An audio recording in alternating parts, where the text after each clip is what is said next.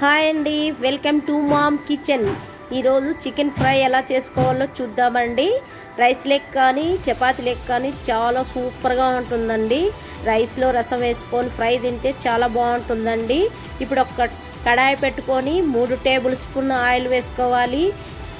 80% ఉడికిన చికెన్ అండి. Chicken ఉడకబెట్టుకునేటప్పుడు salt, కొద్దిగా పసుపు, కొద్దిగా అల్లం వేసుకొని ఉడకబెట్టుకోవాలి. ఇప్పుడు ఉల్లిపాయలు అండి. ఆయిల్ వేడెక్కిన తర్వాత ఉల్లిపాయ ముక్కలు వేసుకోవాలి. 1 టేబుల్ స్పూన్ అల్లం పేస్ట్ వేసుకొని బాగా అలా కలుపుకోవాలండి. ఉల్లిపాయలు అల్లం పేస్ట్ బాగా ఫ్రై అయిన తర్వాత టమోటా ముక్కలండి సన్నగా తరగపెట్టుకునేటివి వేసుకోవాలి. ఇప్పుడు టమోటాలు ఉల్లిపాయలు వేగిన తర్వాత చిటికెడు పసుపు వేసుకొని 1 టేబుల్ స్పూన్ కారం, 1/2 స్పూన్ మిరియాల పొడి అండి, 1/2 స్పూన్ ధనియాల పొడి, జీలకర్ర పొడి చిటికెడు వేసుకొని బాగా కలుపుకోవాలి.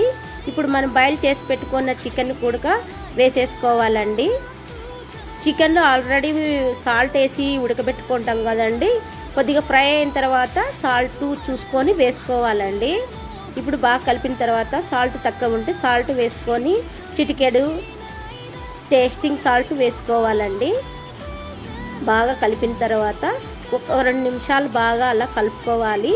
బాగా ఫ్రై అయిన తర్వాత ఉప్పు, టేస్టింగ్ సాల్ట్ కొద్దిగా బాగా కలిపిన తర్వాత కొంచెం సన్నగా తరిగి పెట్టుకున్న కొత్తిమీర, పచ్చి కరివేపాకు, పచ్చిమిర్చి చీలికలు వేసుకొని 1 నిమిషం అలా బాగా కలుపుకొని దించేసుకోవాలండి. టేస్టీ చికెన్ ఫ్రై రెడీ అండి. సూపర్గా ఉంటుందండి. చపాతీలోకి వేడి చికెన్ ఫ్రై తింటే సూపర్ అండి. చికెన్ ఫ్రై రెడీ అయిపోయిందండి. Chicken fry ready. హోప్ మీకు ఈ వీడియో నచ్చినట్లయితే please like, share, subscribes to mom's kitchen. మరిన్ని వీడియోస్ కోసం పక్కనున్న బెల్ ఐకాన్ని హిట్ చేయండి.